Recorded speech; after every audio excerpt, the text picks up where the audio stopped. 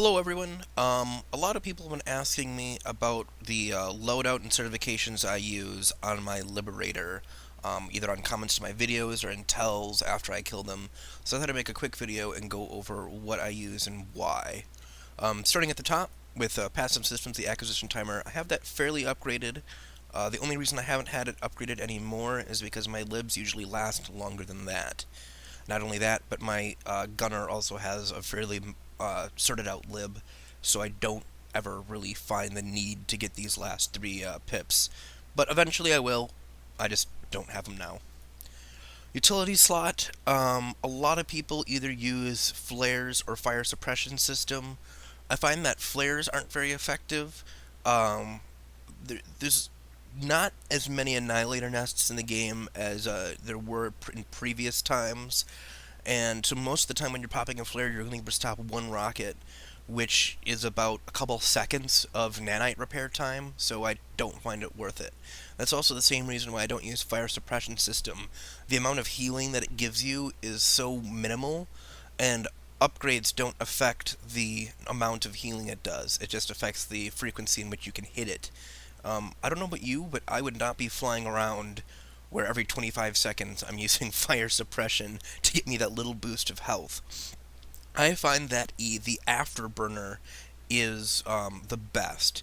You only really need the first tick. Further ticks only increase fuel regeneration time, which I guess would be good in dogfighting, but I haven't needed it, and it's really expensive to get up there. You see, the last tick is 1,750 for the second to last tick. It just gets up there, and I haven't wanted to drop my certs on it. I'm saving my certs for stuff that might come out in Game Update 4. Defense slot, this is an obvious one for me. You want to run Nanite Auto Repair System.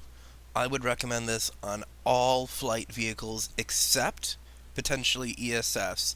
ESF's vehicle stealth works. Now here's my reasoning for it. We're going to use the scenario of spawn suppressing a smaller base. What's going to happen once you start liberating people is they're going to pull some AA maxes. You're going to be able to take those out, but you're going to take damage from those AA maxes, and they won't be able to respawn as those maxes. After you take those maxes out, they're going to be pulling heavy assaults with lock-on rocket launchers. You can usually dodge the lock-ons by flying around the cover that the bases have now. They're going to probably be under that awning to try to be safe from your Dalton fire, which they're not. But they're going to be under there, and you're going to be able to use that to break the lock-ons. So after that max AA has hit you, you're swooping around them and healing back up. If you didn't have the nanites, you would be at half health, and maybe an errant one or two deadfire rockets that come out at you are going to hit you and kill you. So many times I'm actually able to get nanite repair in during dogfights.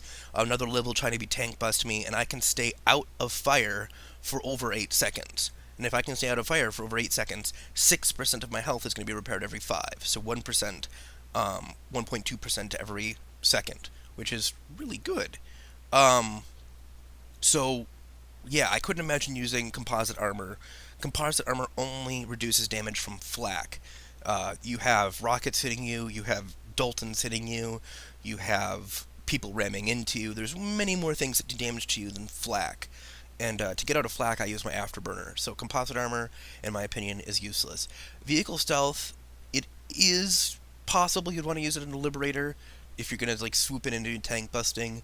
But really, once you've played with a lib with max nanites, you won't want to go back.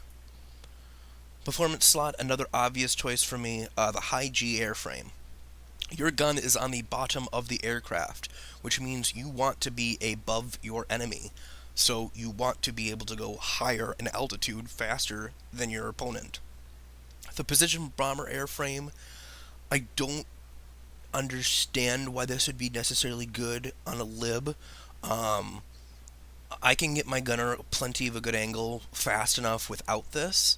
And if I don't, he doesn't have a new angle, I'm usually shifting to a completely different area rather than small little adjustments. So I don't use precision. I tried out Racer earlier, And I've discovered, along with most other people, that tilting forward and using vertical thrust makes me go faster with high G than I did with racer. And it also has the added benefit of having vertical thrust simply to go straight up, so I don't use racer. The Tank Buster is the best weapon on the front gun. I have some modest upgrades here. I do not use my Tank Buster as much as I should, but I do use it, and it's good to have. I think magazine size is the obvious choice for utility. Reload speed isn't that much of an issue, but being able to, hopefully, which I have not yet done once, but I will do eventually, take out another lib in one clip of the Tank Buster, that's good to have, and having extra rounds in the magazine helps with that. Now, Dalton, Zephyr, and Shredder. We use the Dalton. The Shredder, people say it's good at anti-air. I'm going to go ahead and disagree with that. For anti-air purposes, once you get an ESF down below half health, they're going to run away, and you're slower than them, so they're going to get away. Unless they're stupid and staying around, you're not going to get the kill. You're going to deter aircraft, sure, but you're not going to get the kill, and that's what we want to get. With the Dalton, one shot, one kill. So they think they're fine, they're dead. Simple as that. So that's the main reason we use the Dalton, even in anti-air situations.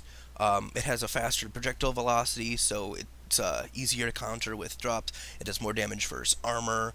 You have to land the fewest shots to kill basically anything. It has definitely a higher skill cap. It's not as easy to hit infantry with it, but as you see in our videos, we definitely can do that. We don't have a problem with it. A lot of people, including myself, always thought the Zephyr was better. The Zephyr is definitely better. It has a lower skill cap. With 6 rounds in the magazine, you definitely have more give for trying to take out targets. And it's also quote-unquote easier to take out air with it because you have those 6 shots to figure out the drop and everything. But at the same token, it takes multiple shots to take out an ESF, and I think 6, maybe 4 to take out a Liberator. So by the time you land a couple, they're going to bug out. Again, with the Dalton, 2 shots in a Liberator, it's dead. The first shot, they're like, okay, wait, that was scary, but we're still safe. By the time you get down to where it's 1 shot left on a Zephyr, they're already running from you. So you got to watch that. On the back, I've been mixing it up between the Walker and the Bulldog. I feel with the way that experience is split in the aircraft, to ever get a gunner in my tail, I have to use the Bulldog. I would probably prefer to use the Walker, but the reward is so low that no one will use it. So to get people into my backseat, which is critical, I've been using the Bulldog. I don't even need the tail gunner to ever shoot, in fact. Just the ability to have someone watching my tail and spotting. I cannot tell you how many times that my tail gunner has saved my life by just, I hear over my headphones, incoming enemy gunship, and I'm like, oh shit! And I find out about someone that was trying to tank bust me seconds before I would have otherwise, which saves my life. So with that, I think that's everything on my Liberator. Hopefully they add some more stuff to the Liberator soon, so we have more diversity. I would love to turn it into more of a forward-facing dogfighting gunship than the, death from above gunship it is now, but we'll see what happens in the future. If you have any questions, feel free to let me know, and I'll try to answer them the best I can. Thank you.